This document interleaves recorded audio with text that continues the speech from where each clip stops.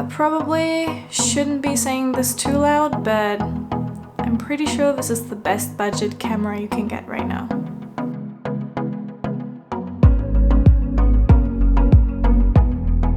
Hi, I'm Natalie Podena and I'm actually a hardcore Canon user, but this Alpha 6400 really got my attention. A little bit of a background story here. This is not my camera, it's my boyfriend's. I'm using a Canon 77D, and until I started YouTube, I really didn't give this one really much of any attention for that matter.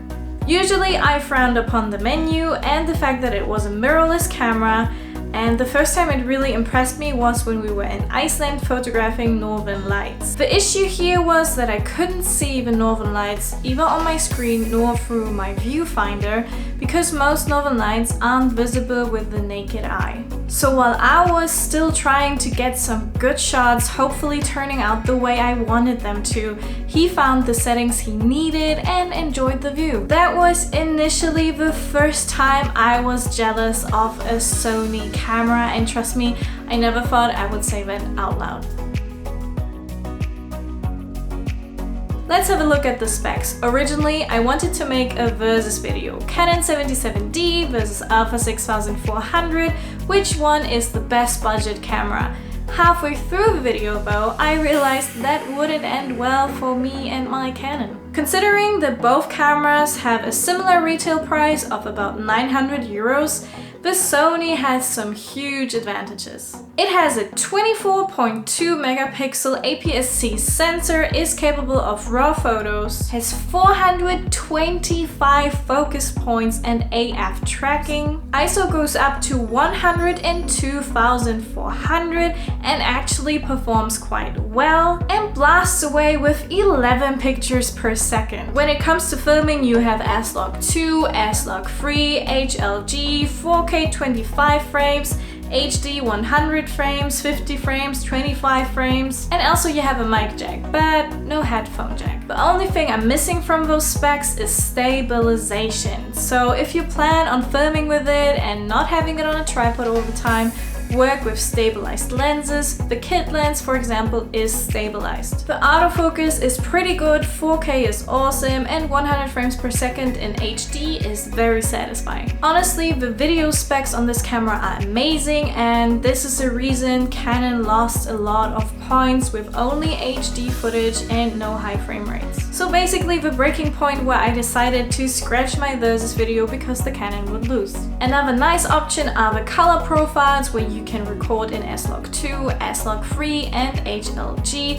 Those give you a higher dynamic range and more possibilities when it comes to color grading your footage. Another thing I really like is that with mirrorless cameras, you always see your end result in your camera, meaning the image I see on the screen is the same I see in the viewfinder, which is not the case with DSLRs. Don't get me wrong, I'm shooting with a DSLR and I quite enjoy it, but at some times I really wish I could see the end result even through the viewfinder, since this is the way I prefer to take my pictures. Another advantage of a mirrorless camera is the option to make it silent, so you take pictures and there's no shutter noise, which is always there with DSLRs because the mirror is flipping up.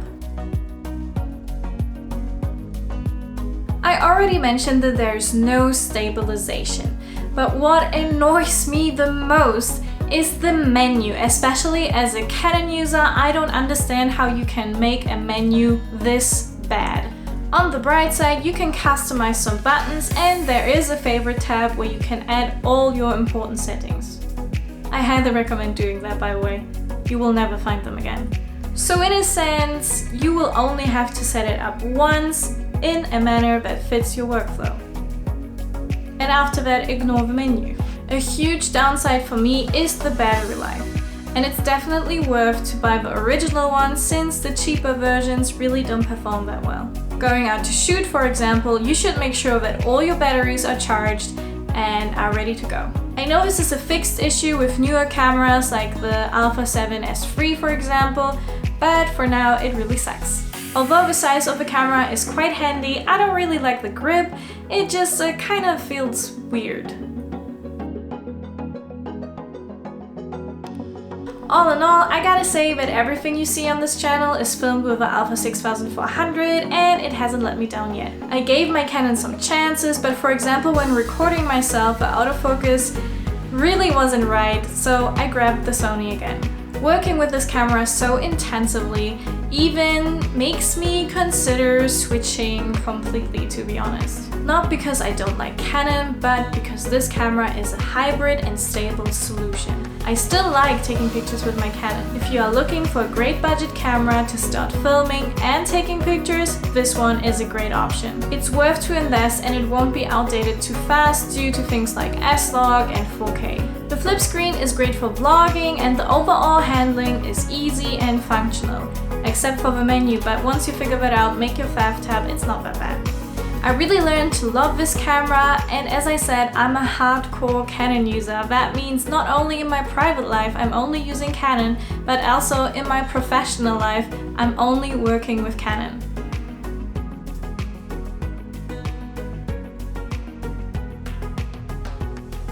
I hope you enjoyed this video and that my small comparisons to Canon were helpful. Keep in mind that you should always choose a camera that fits your needs.